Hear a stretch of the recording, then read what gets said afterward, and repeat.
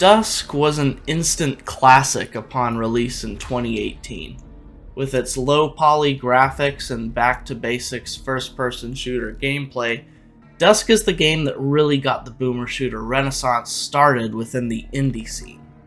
Sure, there were games like Hard Reset and the Shadow Warrior reboot from Flying Wild Hog in the early 2010s that attempted to bring back the old-school shooter design, but these felt more like modern shooters that took heavy influence from games like Serious Sam and Painkiller. In the AAA space, there was Machine Games' Wolfenstein reboot, which played very much like a blend of old school and new school, and it wasn't until id Software's soft reboot of Doom that things really seemed to kick into high gear with the revival of boomer shooters.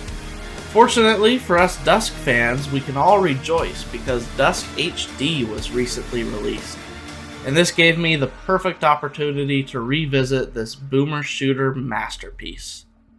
Dusk, to put it simply, plays a lot like Doom, Quake, and even some build engine games like Blood and Redneck Rampage. It is high octane most of the time, with some slower moments sprinkled throughout. Sometimes the game feels like straight up horror.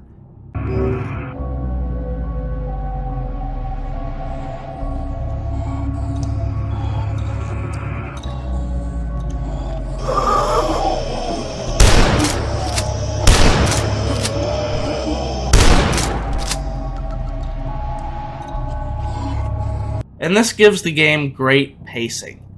Dusk's gameplay never gets repetitive because every level is different and every combat encounter is different.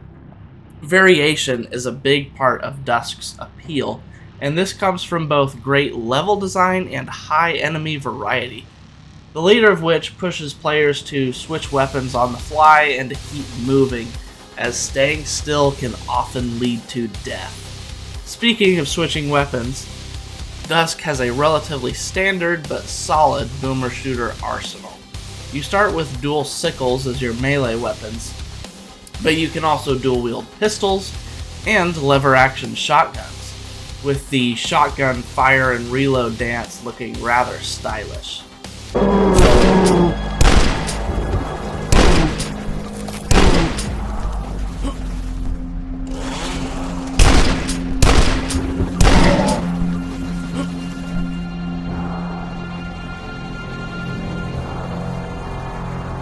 What follows is the classic Super Shotgun, a double-barreled beast of metal and wood that fires both barrels at once, much like the Super Shotgun from classic Doom.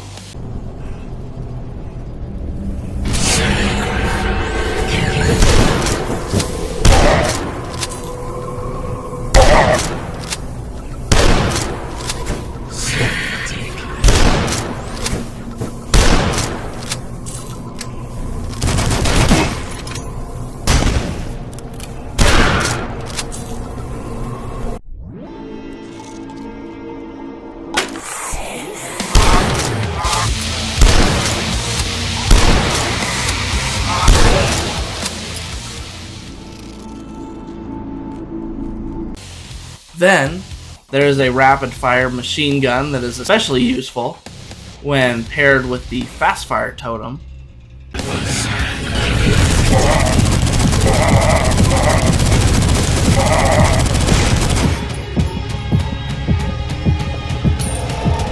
In addition to this, the hunting rifle essentially fits the role of a railgun, seeing as how it can nail targets from a distance. And there is also the crossbow, which can be used like the hunting rifle, but it really comes into its own when you realize that it can shoot through multiple enemies and even walls. Aside from that, you also have explosive weapons like the mortar that acts as a grenade launcher, except you also have the ability to detonate mortars remotely if they do not make direct contact with an enemy, and the riveter, which is essentially a rapid-fire rocket launcher capable of crazy high damage with its explosive rivets.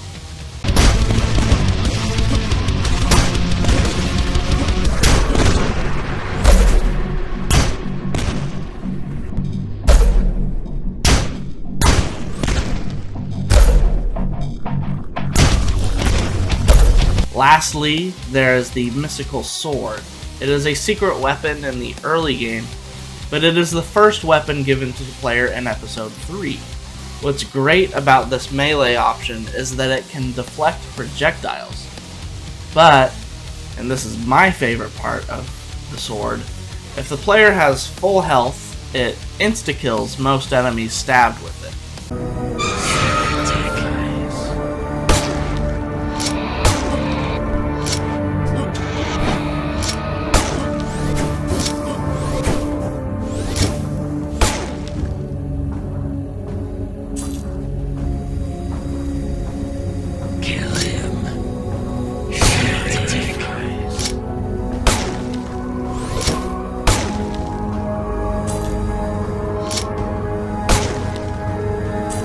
Very cool and very satisfying.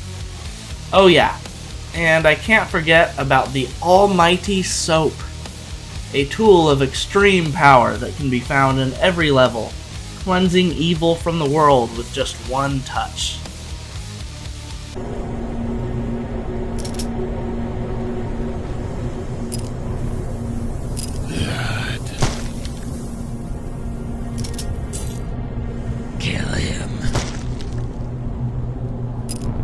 The Fast Fire Totem is a power-up that I mentioned in conjunction with the machine gun, but there are other instant-use power-ups as well to be found in the game world. One of which is the climbing gear, which allows the player to scale vertical surfaces in order to reach otherwise unreachable places. But there is another power-up that basically turns Dusk into super hot, as it allows time to only move when you do.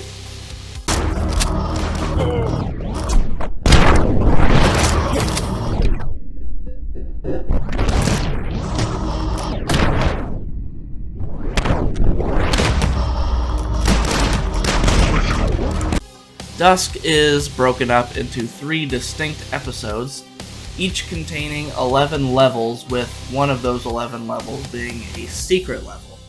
The protagonist, simply known as Dusk Dude, is a treasure hunter, searching for riches around the fictional town of Dusk, Pennsylvania. Unfortunately, he ends up getting captured by a mysterious cult that has taken over the area. The very first level sees Dusk Dude freeing himself from a meat hook, and it is here where we are immediately met with 3 chainsaw-wielding maniacs wearing potato sacks over their heads. Kill the intruder.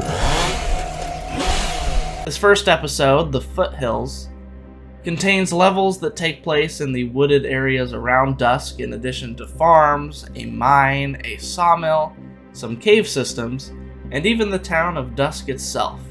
The environments give off a bit of a redneck rampage vibe, and the representation of real-world settings makes the first episode stand out as something reminiscent of build engine games in general.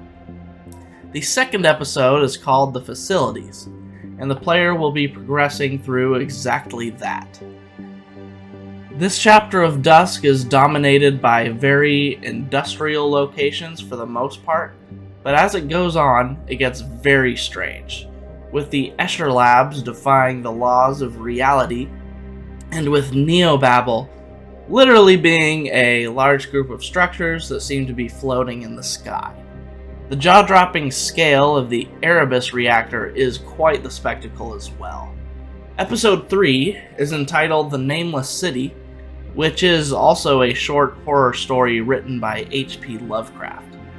In this episode, anything goes seemed to be the design philosophy, as this final portion of Dusk sees the player move through all sorts of peculiar and mysterious locales set within an entirely different dimension. Dusk Dude will start by traversing through medieval-looking environments, but things just go off the rails even further from there, with some levels taking bits and pieces from areas that one would expect to find in the first episode, but these areas are very clearly not the same. This progression from episode to episode almost mirrors classic Doom's campaign, where Hell's influence on the UAC facilities was taking hold much more in the second episode, and this eventually led to Doomguy traversing through the abstract environments of hell itself. The environments in Dusk seem to bend reality more and more as the game goes on, and although the story is non-intrusive, it is told very well through the environment, which is great for games like this. This is the type of game where it is fun to just stop and soak in the atmosphere every now and then. And the incredible atmosphere is always complemented beautifully by Andrew Holschult's awesome soundtrack.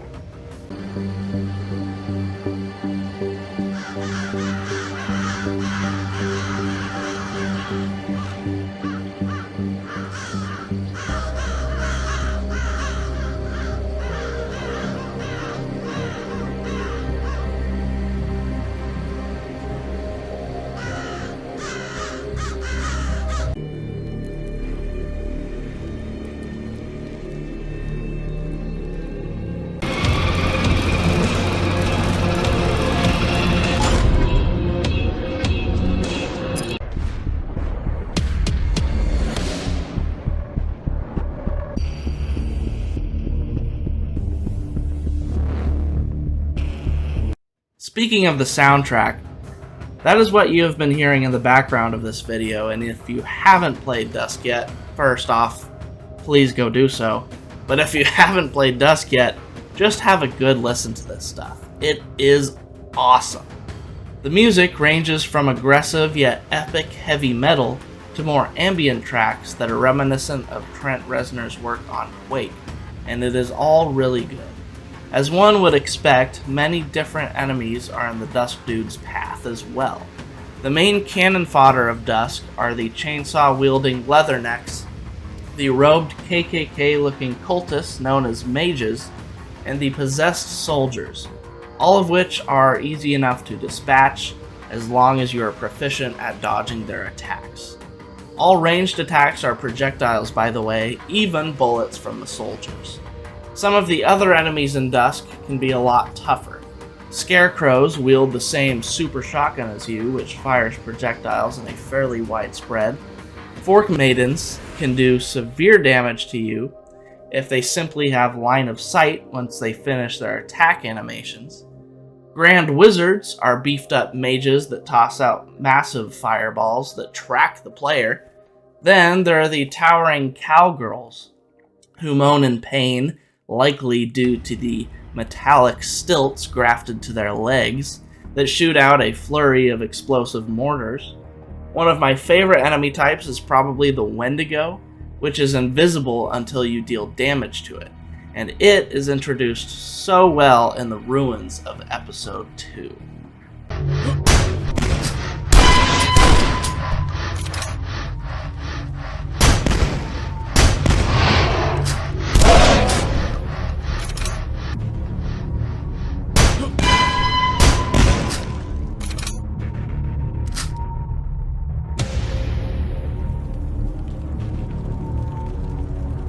Other than that, the player is also faced with the Welders, which are easily dispatched with the hunting rifle, as well as blood-spitting Black Phillips, evil scientists, the Priestess, the Cart Dog, the Bone Monk, the Horror, the Bone Ball, and the Rats and Turrets. And if that wasn't enough enemy variety, there are also several boss fights scattered throughout Dusk's campaign, including confrontations with the various creations of the cult and corrupted military, as well as a fight with the cult leader himself and the dark entity whom they serve. As mentioned previously, an HD remaster of Dusk was recently released, and it is footage from this remaster that I've used throughout this video. Gameplay was left untouched besides the addition of a previously cut secret weapon, and the only other changes include more high-res and detailed level textures, enemy models, weapon models, and skyboxes. All in all, it looks fantastic, and the overall art style remains in place. It is a very good remaster, and I would recommend watching Kirk Collect's review for comparisons between the HD and original models and textures. It might seem strange for a 5-year-old game to see a remaster, but it is more of a celebration of Dusk and its success than anything else. and this success is well deserved. As I said at the beginning of this review, Dusk is an absolute masterpiece. The final boss, while quite the spectacle, isn't that great of a fight, but other than that, I really have no complaints. Dusk is one hell of a boomer shooter, and every fan of old school shooters, no, scratch that. Any fan of first-person shooters in general needs to play this game. Everyone should find what is lurking beneath Dusk. That is all for today. Thank you for watching the video. If you enjoyed it, please remember to like and subscribe. If you didn't, don't hesitate to hit that dislike button. And as always, enjoy the rest of your day.